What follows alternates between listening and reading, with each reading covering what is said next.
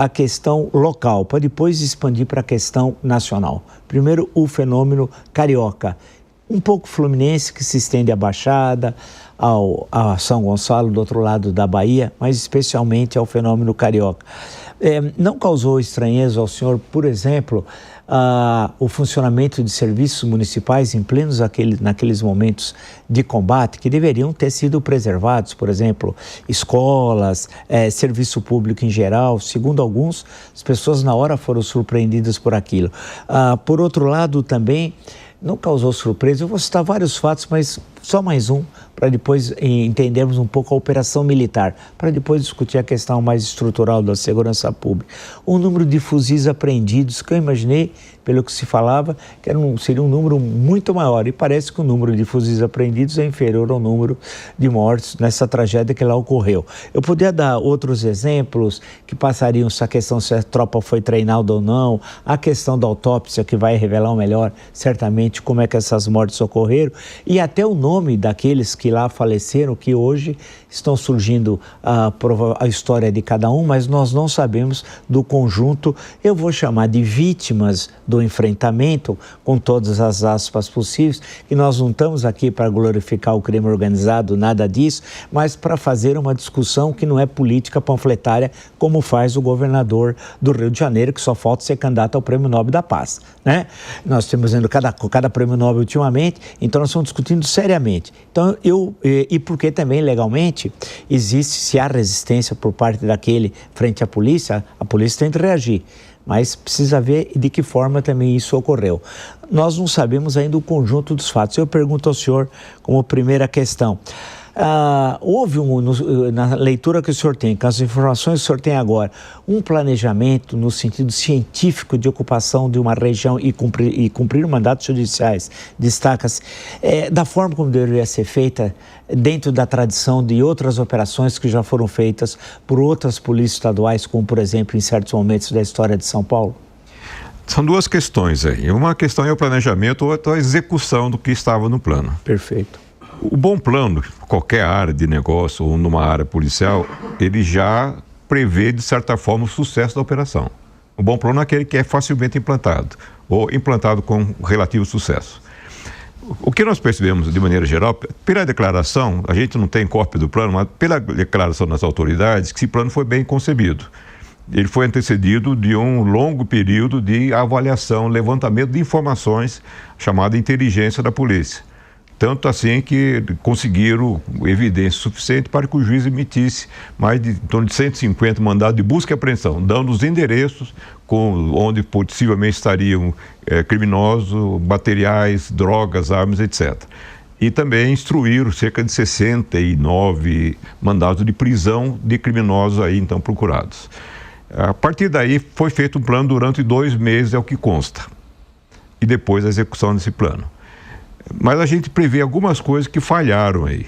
O diálogo que não foi muito à frente com a Polícia Federal. Consta que houve esse relacionamento, tentando obter alguma coisa. A Polícia Federal tem insumos importantes de inteligência. Inteligência quer dizer informações sobre criminosos, informações sobre drogas, fluxo de drogas, etc, etc.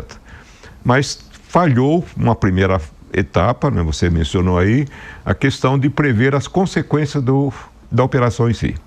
Aquilo é igual um terremoto, o epicentro ali na Penha, Complexo do Alemão, e as repercussões em geral para as comunidades vizinhas e para toda a cidade, que acabou acontecendo, o que seria previsível que acontecesse. Não, terroristas, eu não quero transformar em terrorista, mas os membros da facção não gostaram da história e acabaram fazendo um pouco de terrorismo na cidade. Isso porque acabaram no momento de pré-rush da cidade, quase o final do dia, acabaram fazendo interrupções do trânsito de mais de 20 vias da cidade, inclusive grandes artérias como a Avenida Brasil, a linha vermelha e amarela. Isso causou muito impacto. Muitas escolas fecharam, empresas fecharam, soltaram mais cedo seus funcionários e criou-se um clima de terrorismo na cidade, de pânico na cidade. Aí houve falha porque a prefeitura não foi notificada. E a prefeitura tem um bom sistema de coordenação de problemas graves do município, inclusive de trânsito. Tem um centro de operações para isso. e não foram comunicados, não pediram essa colaboração, inclusive, da prefeitura por essa parte. Ela tem agência de trânsito, tem guarda municipal, tem estruturas para colaborar, foi pega de surpresa. Isso foi ruim. Por outro lado, a execução, ela acabou sendo gravemente comprometida, porque, no meu entendimento, houve falha na execução, no controle das ações da tropa. Isso acabou acarretando, inclusive, os excessos que, no meu entendimento, aconteceram. O primeiro falha grave dessa operação, a morte de 4 policiais. 2, pelo menos, foi praticamente no começo da operação, em torno das 9 horas. Isso costuma, inclusive, incrementar um ânimo vingativo nos policiais. Isso é normal e não só no Rio e não só no Brasil. Esse é um problema. Um problema de controle dessa tropa policial a partir daí. Quando anuncia a morte de um policial, aquilo provoca um choque na estrutura policial. É necessário, inclusive, ter preparo da tropa para essas coisas antes de começar a operação. Então, e algumas coisas começam a aparecer, como, por exemplo, que eu chamo do insucesso da operação, além da morte dos policiais. Um dos policiais mortos tinha apenas 40 dias, praticamente, de trabalho na Polícia Civil. Praticamente um estagiário, e vai para uma ação dessa, onde era previsível um confronto pesado. É sempre importante ressaltar que havia criminosos fortemente armados, tanto que foram prendidos mais de 90 fuzis. Fuzis são armas de guerra, são utilizados por exército de atividade de guerra. São usados especialmente no Rio de Janeiro para controle de territórios. Controle e conquista de territórios. É guerra mesmo. Então o ambiente era guerra, tanto que nós tínhamos lá um batalhão de choque da PM, tinha um batalhão de operações especiais da PM e tinha ainda uma coordenadoria de recursos especiais, que é quase um batalhão de choque da Polícia Civil. Mas tinha 2 batalhões do policiamento, que nós chamamos territorial, que cuida do patrulhamento de bairros, que não tinham tanto preparo também para esse tipo de confronto. É necessário até verificar que treinamento, que preparo, além do treinamento, o preparo para essa operação. É muito diferente, eu já comandei batalhão por muito tempo, e em alguns momentos que a gente ia fazer uma reintegração de posse, por exemplo, tirar o pessoal do policiamento uma atividade, uma ação tática como essa, o comportamento é diferente. Não tem o mesmo preparo de quem já está frequentemente fazendo esse tipo de ação.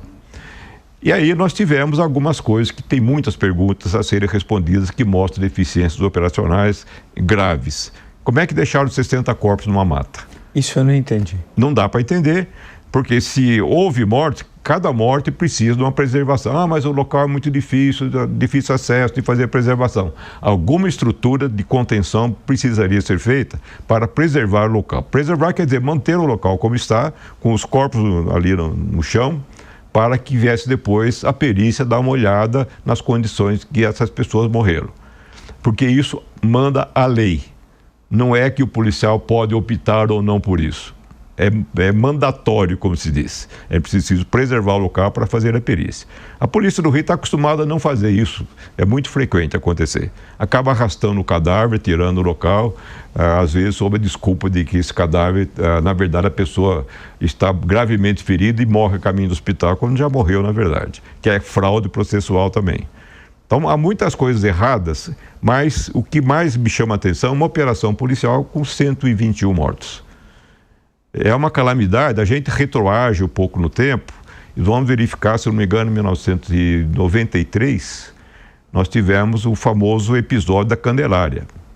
São 21 mortos colocados lado a lado, ali na Candelária, depois da morte de 1 ou 2 policiais. Foi uma ação vingativa da polícia e os corpos estavam lá. E daí nós temos, esses décadas depois, repete-se o mesmo problema. Com uma infinidade imensa de vítimas. Mas eram bandidos. Não é porque é bandido que é natural que ele tenha sido morto. A polícia tem um compromisso com a lei. E tem um compromisso com a ética profissional. Ele é bandido, mas eu só vou atirar se houver realmente uma situação de confronto, de legítima defesa. Então, todas as declarações, nada de sobriedade por parte das autoridades, que até festejam o sucesso da operação, descontar da morte dos policiais, parece até um problema menor, e não é um problema menor. E esse é um contexto, no fim, acaba sendo vergonhoso. Mais vergonhoso do que isso, só vendo os políticos querendo tirar uma vantagem política